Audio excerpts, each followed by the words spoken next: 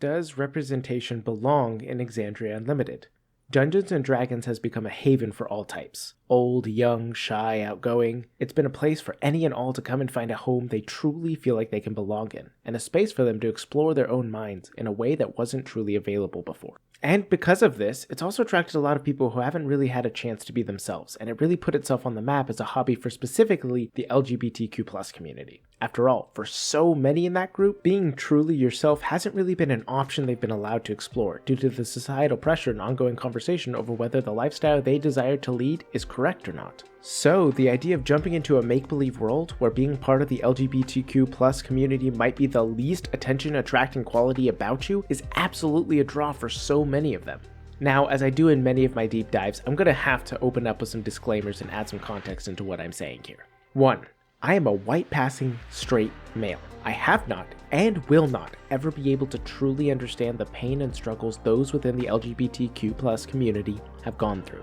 I have many family members, loved ones, friends, and associates who are a part of this community, but I myself cannot claim that I am a part of it. However, I have spoken with many who are actively a part of the Alphabet Mafia or LGBTQ+ community, however you want to say it, for the sake of this video, and in order to understand the position on what I'm speaking about today. 2. I am not here to speak on whether the LGBTQ+ lifestyle is right or wrong. That is a decision that all must make for themselves. Personally, however, I do not care who or how you love, as long as it is in a safe and healthy environment. In my personal opinion, the conversation should be far more focused on what healthy love looks like rather than who it is healthy to love.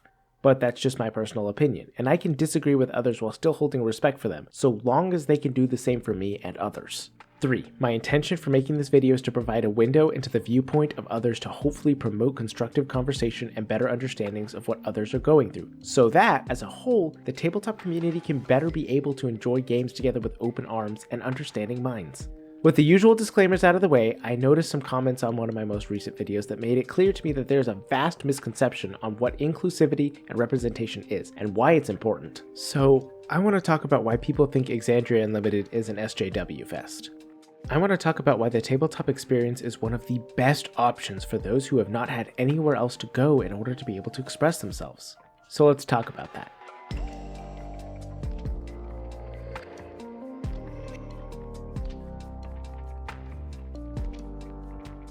I'm going to be really honest here.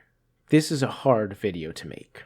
As is pretty obvious, I'm a very new channel that recently hit some popularity with a few Critical Role analyses I made, which really seemed to hit a chord with the viewers on my channel. In one of those videos, that is currently sitting just over 70,000 views at the time of writing this script, I discussed my thoughts on the good Aabria Iyengar DMing for Critical Role could do for the tabletop RPG community. The comments on that video are, in all honesty, amazing. I know YouTube has a huge stereotype of being a toxic wasteland specifically in the comments, but there's an amazing amount of good, constructive criticism, debate, and discussion through the entire comment section. From the bottom of my heart, thank you to everyone who chose to take the opportunity to learn and teach rather than lash out. Now that being said, there are always some bad apples, and I began to notice a few while moderating the comments. I won't do them the service of showing these comments in this video, as I feel it would only give them the attention they were seeking in the first place. Honestly, you probably won't find many of those comments now, as I made certain to report those which were egregiously offensive. And let me make it clear, I have no issues with criticism on this channel. In fact, I encourage it. However, if you're just downright trying to tear others down, it never gets anyone anywhere, and I'm not going to allow that.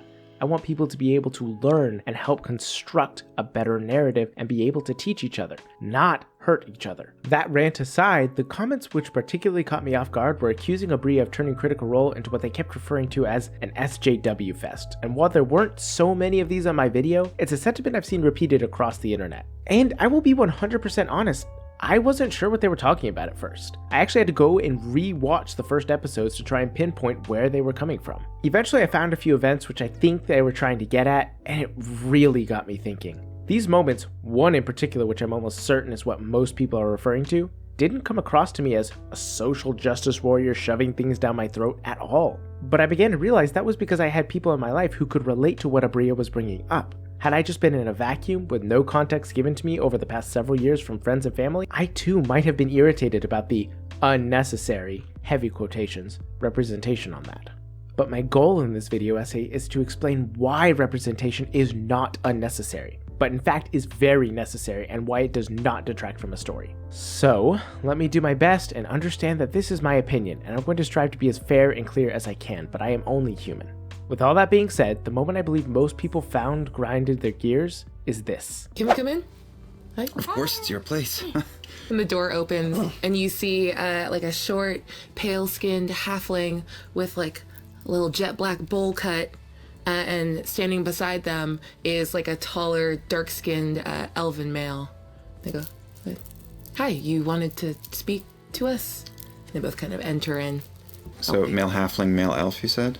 Non-binary halfling, Thank male you. elf. Okay.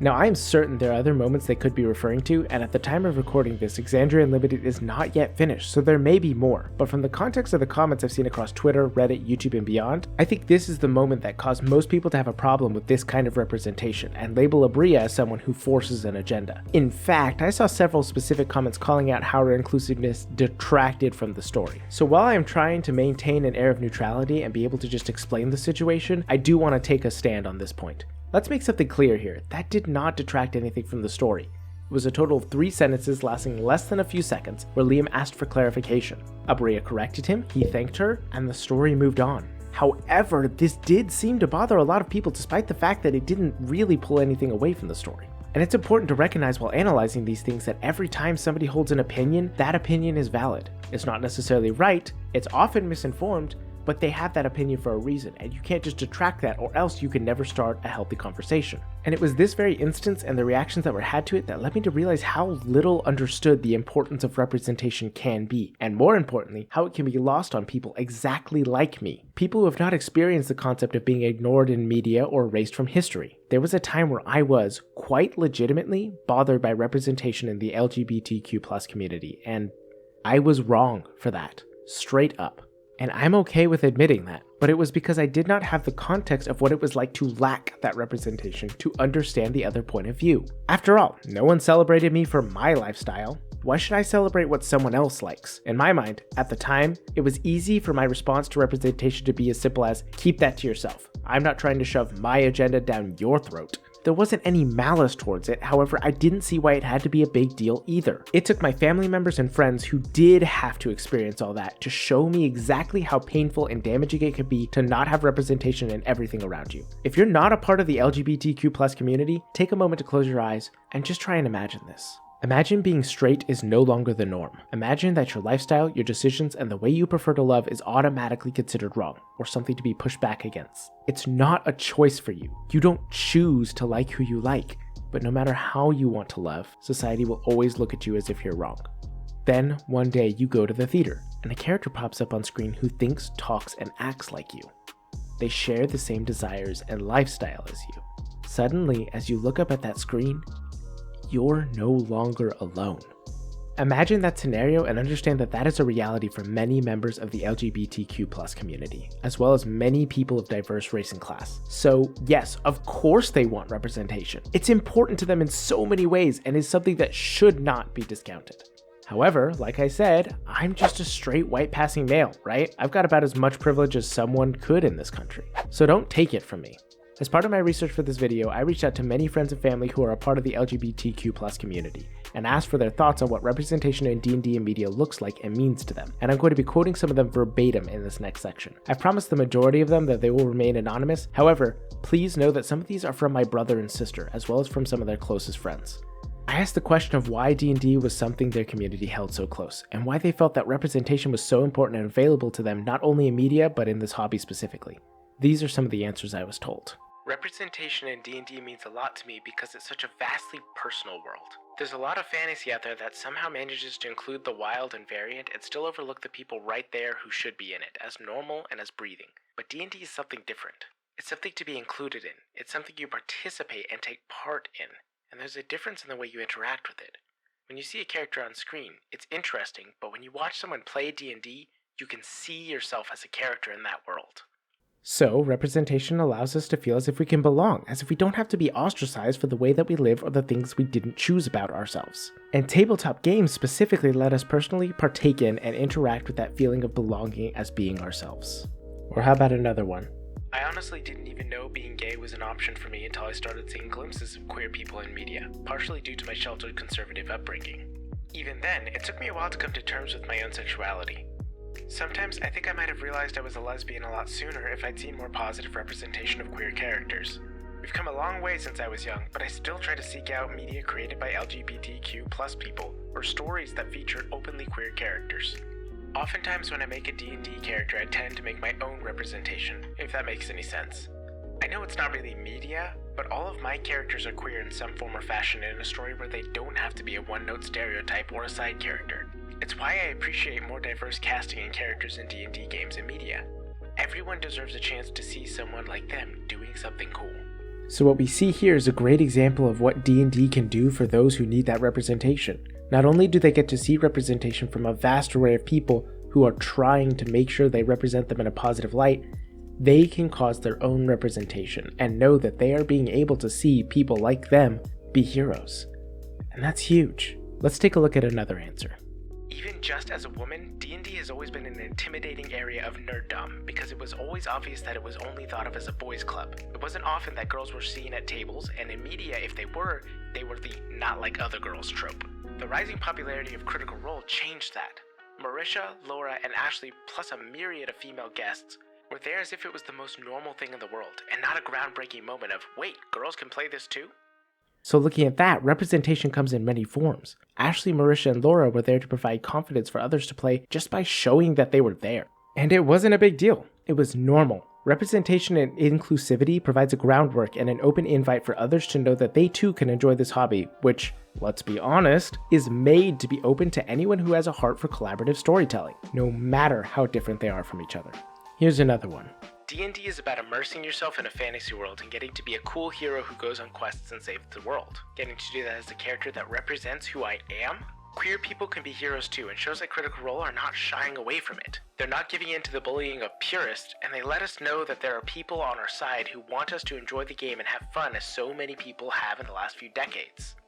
And here is another great point in the favor of representation. Seeing someone who represents who we are, especially in a heroic role, lets us know that heroism and overcoming the odds is not something one group can do. It's universal to us as humans. And seeing Critical Role do this lets everyone know in that community that they are welcome and they are being advocated for by people with a voice to be heard. So, ultimately, representation is important in all scenarios because it opens up the gate and lets people know that despite our differences, we are not different. Who we love might be different, how we feel about ourselves might be different, how we see the world will absolutely be different. But you know what's not different? Our desire to connect and to create. To build something together, and D&D is such an incredibly perfect avenue to do that. And if it is such a perfect avenue to do that, then absolutely, I believe Aabria was 100% in the right to go out of her way to add in that there was a member of the LGBTQ+ community, so that any fans of the show saw that knew, in this community, you are welcome.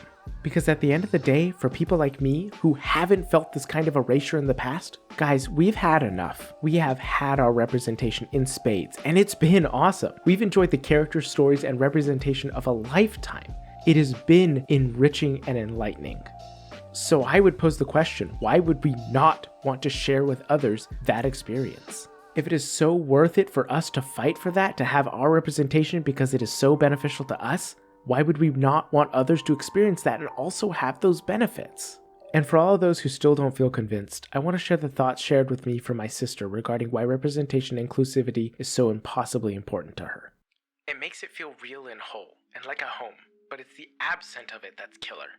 I see the LGBTQIA+ representation and I love it, and I'm drawn to it. I see people outside the gender binary. I see people with varieties and sexualities, and it feels right. But when I see people go out of their way to exclude that, I feel like it's a punch to the gut. The absence of it is so keenly felt because it's an effort to do it. Before, there was such a stigma of hiding, of fear, and while that's still here, there's now a celebration of these things in an increasing way. When it isn't there now, it is a conscious choice that feels like a blow. It's a conscious red flag waving, stay away. Stay away. I think anything without some sort of representation in one way or another is warning a lot of people off. A lot of people flock to what representation they can get, and I do the same. But on the opposite side of the coin, for me at least, the absence of it is a hazard sign that should not be ignored. There was a time where the lack of representation was because people simply didn't know better thanks to society's oppression of the topic. But nowadays, it's a different story. We know about these struggles. We know about these groups of people just wanting to have a place to belong. And as the tabletop community, we are all well equipped and have the honor of being able to welcome all comers with open arms. And to finish this segment out, I'd like to read out an excerpt given to me by my brother, which I think perfectly encapsulate why it is so important to have representation and the negative effects that it can have if you don't.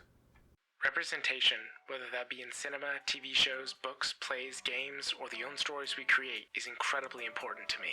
The saying life imitates art has its obvious flaws, but it does hold some merit.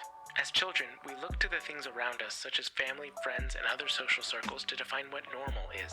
The development of a healthy mind requires the input of diverse surroundings. When you grow up in a world where the norm is putting out bleached, male-centered media, the idea forms that those two characteristics of white and male are what right is. We naturally gravitate towards what we are fed consistently, as we are creatures of habit. For me, growing up in a world without representation, and admittedly visible negative reactions in the face of representation from the individuals I looked up to, caused a large amount of self-hate. Being gay has become more socially acceptable over the past 50 years, more so in the past 10 or 20, but to be unable to see anyone like me in movies, TV shows, and books led me to believe the notion that I myself was abnormal. When everyone around you is straight and you don't have the opportunity to see other people like you in media, one tends to develop feelings of isolation and loneliness. The fear of being revealed as different or abnormal or wrong greatly set back my self-confidence, social opportunities, and overall growth as I put up barriers to keep people from seeing what I believe to be undesirable.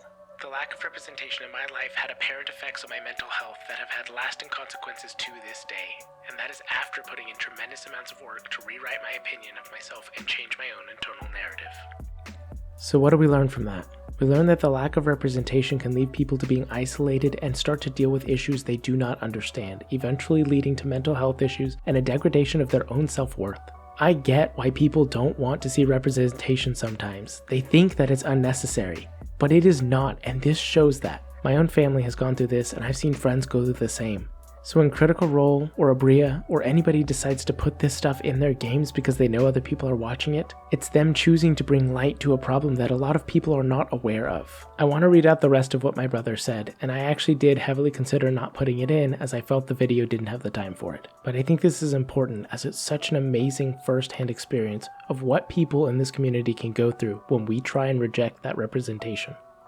My ability to be comfortable in my own skin would not have been nearly as easy to learn without seeing others like me. In recent years, gay characters in media have become increasingly more common, and it has made my life significantly easier, not just in my own self-image, but in the interactions I have with others. Because representation is becoming increasingly visible, many queer minorities are being accepted. Hate is not a natural instinct to humans, but rather it is taught and developed. Even children who themselves are entirely straight are more accepting of queer existence due to it being apparent that it can be normal, healthy, and just as wonderful as their own sexuality. But it goes far beyond sexuality. In a world where kids are fed the idea that pale petite princesses are the only ones who get the prince, and any other characters who are people of color or oversized zero are just supporting characters, it shows that the ideas of fat phobia and racism are spoon-fed at an early age. I used to help out with childcare at least twice a month, and it was heartbreaking to see the ideas already taking root in kids who hadn't yet made it to kindergarten. But when those kids see people of their race, ethnicity, culture, body type, and disability on screen finding love, fighting bad guys, making hard decisions, and standing up for themselves, it normalizes the idea that they themselves are just as worthy of love in the real world and can break down those barriers that society enforces to divide us. When those barriers are broken, it trickles down into the real solidarity and change. So again, I will repeat, I do understand why some people think representation is unnecessary, but I do not agree with it.